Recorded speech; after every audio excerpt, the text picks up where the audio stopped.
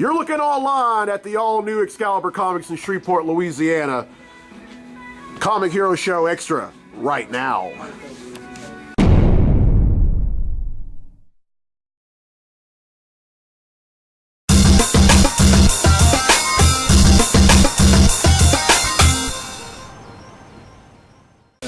This is the Comic Hero Show Extra. I'm Victor Nunley, and I am the Comic Hero. I'm coming to you from the all-new, all-different Excalibur Comics cards and games here in Shreveport, Louisiana. And this is an exciting time for in the city of Shreveport. You know what? I've been a customer here off and on since 1999. I can remember when I first started going to Excalibur, it was right across the street from Byrd High School. Then a little over 16 years ago, I moved to the old location, which is on 802 East 70th Street. And now it's on 937 East 70th Street, 1 block away. And looking at this place, it's a little bigger than the old location.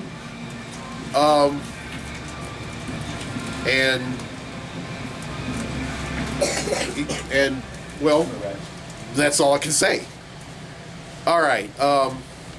Now, if you're watching this and you have not watched the 150th episode of the Comic Hero Show, stop!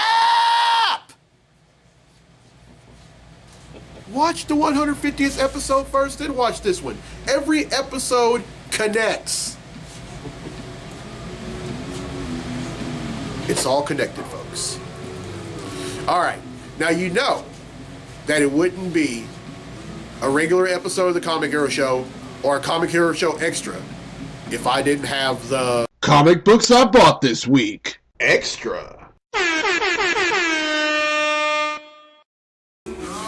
All right, first up is Wonder Woman number 12. This is part 6 of year 1. In this one, we find out the truth, the whole truth, and nothing but the truth about the new 52 version of Wonder Woman's true origin. And so far, we don't really see exactly like how she was born, but the way it was originally told when the New 52 universe was at first got started in 2011, that instead of being born of clay, she was the biological daughter of Hippolyta and Zeus. And then we also find out a backstory about why she wears her bracelets. It's not to shield herself from attacks, but it's also because since she's the daughter of Zeus, that she possesses she becomes living thunder, and those bracelets suppress them. But of course Steve Trevor's in it. We find out that that some of his military kindred were flying to the island of Themyscira or Themyscira, or however you pronounce it. I'm not sure. I still, all these years I still haven't figured it out. But they crash land on the island. And then all of them die except for Steve. And after he's nursed back to health, they end up going back to the U.S. And this is a continuation of that. All right, next up are 2 issues of the same book, and that book is Nova of the previous volume. There's a new volume of Nova. And that's Nova number 7 and Nova number 9. Now these are tie-ins to Civil War II. And in this one, Sam Alexander, aka Nova, wants no part of superheroes fighting each other. And he's still trying to look for his dad. And it's a pretty good book. It just ended. There's a new chapter of Nova that just started, and this one stars Sam Alexander and the greatest Nova of all, Richard Rider. All right, next up are 2 issues of the same book, and that book is Captain America Steve Rogers. And I have Captain America Steve Rogers number 6 and Captain America Steve Rogers number 7. Now, this issue number 6 is a tie-in to Civil War II. And instead of siding, Steve Rogers has decided to side with Captain Marvel. But we're also finding out a lot of stuff about, his allegiance to Hydra. Now, for all of y'all don't know, last summer, we were all angered when Steve Rogers said the two words we thought we would never hear him say, and that was "Hail Hydra." But then Nick Spencer, the writer of the book, decided, okay, I made some people mad, so I'm going to explain why he thinks he's an agent of Hydra. And it's because when Kobik, who was the sentient cosmic cube, restored his youth, she also made him believe that he was an agent of Hydra and has been from the start. And in this one, part 1 of Hail Hydra. Now I just read number 5, and he's pretty much aligned himself with Dr. Eric Selvig. But even though he's an agent of Hydra, he wants to kill the Red Skull. And then finally, Captain Marvel number 10. This is the last issue of this series. There's a new series out called The Mighty Captain Marvel, and this is a tie-in to Civil War II as well. And she's fighting tooth and nail against Iron Man, and it's not pretty. Not pretty at all. All right, that's 6 I bought, which brings the total number of comics that I bought since December of 1997 to 7,733.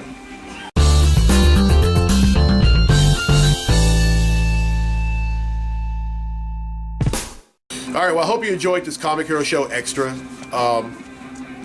It's always good to,